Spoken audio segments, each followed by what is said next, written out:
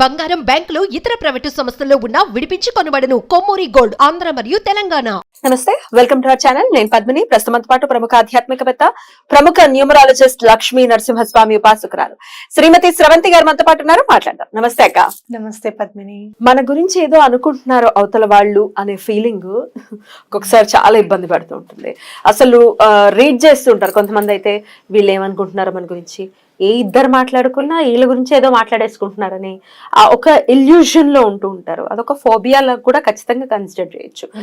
ఈ ఫీలింగ్ నుంచి బయటపడాలి. అలాగే ఒకవేళ ఇందులో నిజం ఉంటే, గాసిప్స్ అనేవి మీ గురించి బయట బాగా మీ చుట్టుపక్కల వాళ్ళు చేస్తున్నారు, ఆ గాసిప్స్ తగ్గాలి, మనల్ని ఎవరు పట్టించుకోవద్దు, మన జోలికి ఎవరు రావద్దు అని అంటే, ఇస్ దర్ ఎనీ వే అక్క? ఇందులో ఒకటి మనం చూడాల్సింది ఏంటంటే పద్మిని, అంటే ఎవరిని చూసినా మీకు అలా అనిపిస్తుందా, అంటే ఎవరైనా ఇద్దరు మాట్లాడుకుంటుంటే ఇక ఖచ్చితంగా మన గురించే అన్నట్టుగా మీకేమైనా అనిపిస్తుందా? అలా మీకు అనిపించకుండా ఉండాలి అని అంటే మనం ఏం చేయాలి అనేది ఫస్ట్ మాట్లాడుకుందాం. షూర్. ఇది ఎక్కడి నుంచి స్టార్ట్ అవుతుందంటే ఆత్మన్యూన్యత భావం, అంటే మన మీద మనకి అసలు కాన్ఫిడెన్స్ లేనప్పుడు స్టార్ట్ అవుతుంది అనమాట. అసలు వాళ్ళిద్దరు ఏదో మాట్లాడుకుంటూ ఉంటారు, అనుకోకుండా నవ్వుతూ ఉంటారు.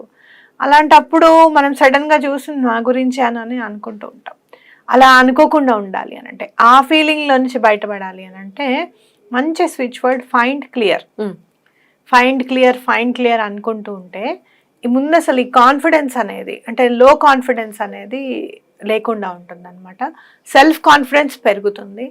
అలాగే అవతల వాళ్ళు ఏదో మన గురించి మాట్లాడుకుంటున్నారు అనే దృశ్యాలు మన ముందు కనబడకుండా ఉంటాయి. ఎవరైనా ఇద్దరు మాట్లాడుకుంటూ సడన్ గా నవ్వుతూ ఉంటే మన గురించే అన్నట్టు ఉంటుంది. సడన్ గా వాళ్ళు స్టాప్ చేసేస్తారు. మనం ఏదో ఎంటర్ అయ్యామని వాళ్ళు స్టాప్ చేస్తారు, కానీ మనకేమనిపిస్తుంది, మన గురించి కాబట్టి వాళ్ళు ఆపేశారు, లేకపోతే ఎందుకు ఆపాలి అని అనిపిస్తుంది.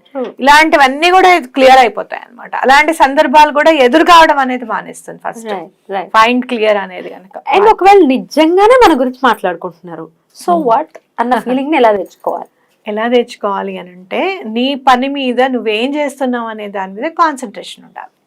అలాగే అలాంటి గాసిపింగ్ లో నువ్వు పాల్గొనకుండా ఉండాలి. Correct, very good, beautiful word ఇది మాత్రం. ఎందుకంటే గాసిపింగ్ లో కూర్చోవటం మొదలు పెడితే ఇంకంతే. మా అమ్మ చాలా తక్కువగా కూర్చునేది పద్మిని. బయట చాలా మంది అందరూ మాట్లాడుకుంటుంటే మా అమ్మ ప్రెజెన్స్ మాత్రం వేళ్ల మీద లెక్క పెట్టచ్చు అనమాట. నేను వచ్చేటప్పటికి కూడా మా అమ్మ ఇంట్లో ఏదో ఒక పని చేసుకుంటూ ఉండడము, లేదు అంటే కనుక స్వెట్టర్ అల్లుతూ ఉండడము. ఎప్పుడన్నా వెరీ రేర్ కేసెస్ మా అమ్మ బయట కూర్చొని మాట్లాడడం నేను చూసాను. ఏమన్నా అంటే మా అమ్మమ్మ వాళ్ళతోనూ లేకపోతే చెప్తూ ఉండేదన్నమాట, ఏముందిలే అక్కడ ఎవరు లేకపోతే వాళ్ళ గురించి మాట్లాడుకోవడం తప్పించి ఇంకేముందిలే అమ్మ, ఇప్పుడు నేను కూర్చొని మాట్లాడకపోతే ఏముందిలే అని అనేది మా అమ్మ. నాకు అప్పుడు అనిపించేది అనమాట, ఓహో ఇలా మన గురించి మాట్లాడుకుంటూ ఉంటారనమాట అని చెప్పి. ఎన్నో సందర్భాల్లో మీ గురించి ఇలా అనుకుంటున్నారండి అని మా అమ్మకి చెప్పిన సందర్భాలు కూడా ఉన్నాయి. మా అమ్మ అవునా అనుకుని, ఏముంది వాళ్ళు అలా అనుకున్నంత మాత్రాన నేను అది అవ్వనుగా, నిజం ఎప్పటికైనా బయటపడుతుంది కదా అని చాలా ధైర్యంగా సమాధానం పరిచేది మా అమ్మ. తనకి తను సమాధాన పరుచుకునేది, చెప్పేవాళ్ళు కూడా చాలా ధైర్యంగా చెప్పేది. కానీ అలా ఉండదు కదా, అందరి మైండ్ సెట్ అంత స్ట్రాంగ్ గా ఉంటుంది. అలా స్ట్రాంగ్ గా ఇబ్బంది పడిపోతూ ఉంటారు. ఇబ్బంది ఉంటుంది, ఖచ్చితంగా ఉంటుంది. అలా స్ట్రాంగ్ గా చెప్పినప్పటికీ కూడా బాధ అనేది ఉంటుంది. మన గురించి ఎందుకు ఇలా చెప్పారనే బాధ తప్పకుండా ఉంటుంది. అందులో నుంచి బయటపడాలి అంటే అసలు నువ్వు చేసే పని మీద కాన్సన్ట్రేషన్ ఉండాలి.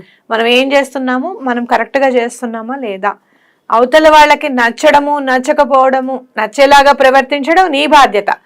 అలా ప్రవర్తించినా కూడా నచ్చట్లేదు వాళ్ళకి అని అంటే అది వాళ్ళ ప్రాబ్లం, అది నీ ప్రాబ్లం కాదు. ఎగ్జాక్ట్లీ.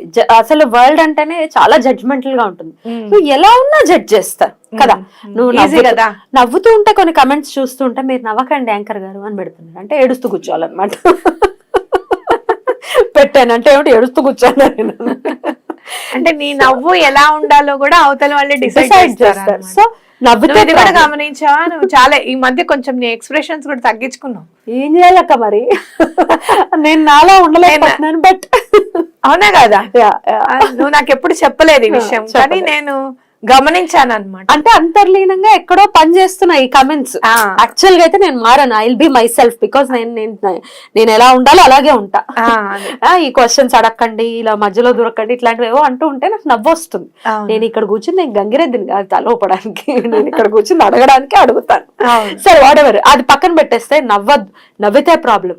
కొంచెం ఏమైనా సీరియస్ గా ఉంటే సీరియస్ గా ఉన్నారని ప్రాబ్లం. ఇది నాకే కాదు ఎవరికైనా కూడా ఇట్లా జడ్జిమెంటల్ గానే ఉంటుంది ప్రపంచం.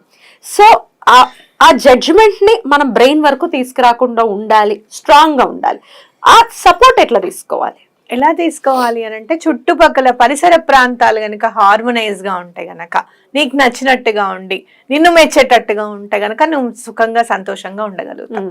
ఆ హార్మోనీని నీ జీవితంలోకి తీసుకురావాలి అంటే 71042 71042 ఏంజల్ నంబర్. ఏంజల్ నెంబర్ 71042 చక్కగా చాంట్ చేస్తుండండి. 71042 నా జీవితంలోకి సంతోషాన్ని తీసుకునిరా, సుఖ సమృద్ధుల్ని తీసుకునిరా, ప్రాస్పెరిటీ ఉండాలి నాకు. అలాగే ఎవరో ఏదన్నా అన్నా కూడా నా దాకా రానివ్వకు, వాళ్ళు ఏమన్నా అనుకోని. అలాగే వాళ్ళు అసలు అనుకోకుండా చూడు, వాళ్ళకి నాలో ఉన్న మంచితనం ఏంటి అనేది, ఆ కోణం అనేది వాళ్ళకి కనపడే విధంగా చూడు. నా మంచితనం అనేది చేతగాంతనంగా ఉండకూడదు, మళ్ళీ అది ఎంతవరకు పనిచేస్తుందో అంతవరకు పనిచేసేటట్టుగా చూడు. ఏదైనా సరే హార్మోని అనేది ఉండాలి. హార్మోని ఉంటే గనక జీవితం అంతా చక్కగా సులువుగా వెళ్ళిపోతుంది. ఎంత కష్టం పడినా అన్నం తిన్నావా నువ్వు అని భర్త భార్యను అడగంగానే కష్టం అంతా మర్చిపోతుంది. అవునా కాదా? లేదండి రెడీగా ఇప్పుడే 10 నిమిషాల మోకాలు చెల్లు గడుకొచ్చేస్తా, మీరు ఫ్రెష్ అవ్వండి, ఇద్దరం కలిసి తిన్నాము అని అంటుంది. అవునా? ఏంటి అలా ఉన్నా, వండావా లేదా అని అడిగితే ఉండపా తిన్నాను తినగాను లేదా కాలు చేతులు కడుక్కోను.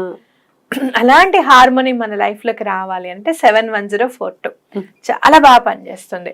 మీ ఇంట్లో వాళ్ళు మీతో గట్టిగా మాట్లాడుతున్నారు, మీ ఇంట్లో వాళ్ళే మీ గురించి గాసిపింగ్ చేస్తున్నారు. ఆ పరిస్థితి కూడా దౌర్భాగ్యం. కోడలండి పొద్దునే లేవగానే కాఫీ ఇవ్వదండి. నేను ఎన్నో సార్లు చెప్తాను, ఉతికిన బట్టలతోనే వంటింట్లోకి వెళ్ళమ్మా అని చెప్పి, వినదండి, వెళ్ళిపోతుంది. అంటే మరి పొద్దునే బాక్సులు చేయాలి, లేవాలి, అంతకుముందు చేసిన పని ఉంటుంది, అలసట ఉంటుంది, ఆఫీసులు ఉంటాయి, మీటింగ్లు ఉంటాయి, ఇవన్నీ దాటుకుంటూ చేయాల్సిన పనులు కదా ఇవన్నీ. కొన్ని నెరవేర్చగలం, కొన్ని నెరవేర్చలేకపోతాం. ఇవన్నీ కూడా ఆగిపోవాలంటే ఎక్కడ బాధ కలుగుతుంది అంటే, ఆ అవతల వ్యక్తులు వచ్చి మనకు చెప్తారు, చూసావా మీరు ఇలాంటి కదా, మీరు అలాంటి కదా, పాపం బాధపడ్డారు మీ వాళ్ళు మా దగ్గర అని చెప్పినప్పుడు ఇంకా బాధ వస్తుంది. అలాంటివి కూడా నా జీవితంలో ఉండకూడదని మనం ఖచ్చితంగా దండం పెట్టుకోవాలి పద్మిని. ఎందుకంటే మనని కొన్ని నెలలు బాధపడతాయి వాళ్ళు. ఒక్కసారి 10 నిమిషాలు చెప్పి వదిలేస్తారు. వాళ్ళు అలా బాధపడాలనే చెప్తారు. చెప్పకండి సుమా, మళ్ళీ మేము చెప్పామని చెప్పకండి, ఎందుకంటే ఇన్ఫర్మేషన్ మళ్ళీ రాదు కదా, ఆగిపోతుంది. అందుకని చెప్పి అలా కాకుండా మీరు చేసుకోవాలి అంటే 71042 అనేది చాలా బాగా పనిచేస్తుంది. చాంట్ చేయండి. మీరు ఒక 2-3 రోజుల్లోనే గాసిపింగ్ అనేది మీరు వినరు. నా గురించి ఏదో మీరు మాట్లాడుకుంటున్నారు, వాళ్ళందరూ మాట్లాడుకుంటున్నారు అనేది ఆటోమేటిక్ గా స్టాప్ అయిపోతుంది. బ్యూటిఫుల్. ఒకవేళ అలవాటు ఉంటే కనుక గాసిపింగ్ చేయటమే మీకు కొంతమందికి ఇది ఒక బ్యాడ్ హ్యాబిట్ అని చెప్పుకోవచ్చు. వాళ్ళు లేనప్పుడు వాళ్ళ గురించి మాట్లాడటం అనేది డెఫినెట్ గా it is a very bad thing. So ఆ గాసిప్స్ మనం చేస్తున్నాము, కంట్రోల్ చేసుకోలేకపోతున్నాం మన మైండ్ ని అంటే గనక ఎట్లా బయటపడాల్సి ఉంటుంది? క్యాన్సిల్ అని అనుకోవడమే. ఇది చాలా మందికి ఉంటుంది. ఎవరైనా ఇద్దరు కలిసినప్పుడు మాట్లాడుతుంటే వద్దు అని చెప్తూ ఉంటుంది మనసు ఉంది, ఉన్నాడుగా పరమాత్మ కూడా. ఒక్కటి మాత్రం గుర్తుపెట్టుకోవాల్సింది ఏంటంటే, మీరు ఏం చెప్పినా నిజమే చెప్పుండు గాక, అది మీరు చెప్పినప్పుడు అవతల వాళ్ళ దగ్గర నుంచి ఇంకొక మాట యాడ్ అయ్యే వస్తుందని చెప్తాను నేను ఎప్పుడన్నా. నువ్వు 1 మాట్లాడితే అది 1.5 అని వస్తుంది, నువ్వు 2 మాట్లాడితే అది 3 అయి వస్తుంది. కాబట్టి నువ్వేమనాలనుకుంటున్నావో, ఏం చెప్పాలనుకుంటున్నావో డైరెక్ట్ గా నువ్వు అన్న వాళ్ళకో చెప్పిన వాళ్ళకో నెమ్మదిగా చెప్పు, గొడవ పెట్టుకోకుండా. నేను నీకు చెప్పాలనుకుంటున్నాను, ఏమనుకోకు, నువ్వు ఇది మార్చుకుంటే బాగుంటుందని నాకు అనిపిస్తోంది, నా వాడివి అని చెప్పి నేను చెప్తున్నా, నా దానివి అని చెప్తున్నా. లేదంటే జనరల్ గా చెప్పాల్సిన అవసరం అయితే లేదని చెప్పావనుకో, తప్పకుండా అవతల వాళ్ళు పాజిటివ్ గా తీసుకున్నా తీసుకోకపోయినా నువ్వేమన్నావు అనేది మాత్రమే వాళ్ళకి తెలుస్తుంది. అదే నువ్వు వేరే వాళ్ళకి చెప్పావనుకో, అది కొంచెం యాడ్ అయ్యే వాళ్ళ దగ్గర చేరుతుంది, మసాలా యాడ్ అవుతుంది. అలా ఆపుకోలేకపోతున్నాం మేము అప్పుడు దాకా అనుకుంటూనే ఉంటాను, ఎందుకు అనేసాను అని అంటూ ఉంటారు. అలా మాట్లాడాలి అని అనుకున్నప్పుడు మీరు ఏం చేస్తారంటే, నెంబర్స్ ని రివర్స్ గా కౌంట్ చేయండి. అది కోపం తగ్గుతుంది. ఇది 5 4 3 2 1 ఇమ్మీడియట్ గా మిమ్మల్ని అందులో నుంచి బయటకు తీసుకొచ్చేస్తుంది. టెక్నిక్ ఎవరితో మాట్లాడంటే 5 4 3 2 1 అని చెప్పి కాసేపు మాట్లాడాలనిపించినా కూడా మాట్లాడకండి. ఆటోమేటిక్గా గాసిప్ లోంచి మీరు బయటకు వచ్చేసి వాళ్ళని అంటారు, వేరే వాళ్ళ గురించి మాట్లాడకుండా తప్ప పని పాట లేదా, ఏదైనా ఉపయోగకరమైన పనులు చేయండి అని చెప్పి తప్పకుండా అంటారు. అదర్వైజ్ క్యాన్సిల్ గా కూడా పనిచేస్తుంది. క్యాన్సిల్ కూడా చాలా బాగా పనిచేస్తుంది. బ్యూటిఫుల్, అద్భుతంగా వివరించారు. డెఫినెట్ గా యాటిట్యూడ్ లో ఒకవేళ లోపాలు ఉంటే మార్చుకోవాల్సి ఉంటుంది. ఒకవేళ వేరే వాళ్ళ యాటిట్యూడ్ లో లోపం ఉంటే మనం పట్టించుకోకుండా ఉంటే better. You shouldn't read every once mind అనో, లేకపోతే వాళ్ళు అలా అనుకుంటున్నారని చెప్పి మనం బాధపడిపోతూ కూర్చుంటే మన టైం వేస్ట్ తప్ప ఇంకోటి లేదు. చాలా మానవీయ సంబంధాలన్నీ కూడా మనస్ఫూర్తిగా మాట్లాడుకోవట్లేదంటే only because of this gossiping. మీ బావగారు ఇలా మాట్లాడారు, అదేంటి మొన్నేగా మా ఇంటికి వస్తే బట్టలు కూడా పెట్టానే మా తోడుకోడలికి మా బావగారికి, నా గురించి ఎందుకు మాట్లాడాల్సి వచ్చింది, నాతో చెప్పొచ్చుగా.